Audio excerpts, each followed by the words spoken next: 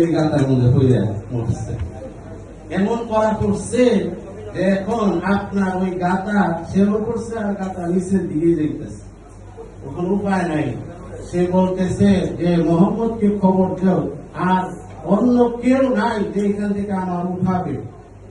নবী দৌড়াইয়া গেছেন, যাইয়া বলতেছেন, চাচা খুশি, আপনি তো এখানে পড়ছেন, আমি ভেজা, আপনার কষ্ট হইতেছে যে বাতিজা তোমাকে ছাড়া আমার আজকে বাঁচার কোন উপায় নেই, কিয়ামত তুমি তাড়াতাড়ি আমাকে বাঁচাও।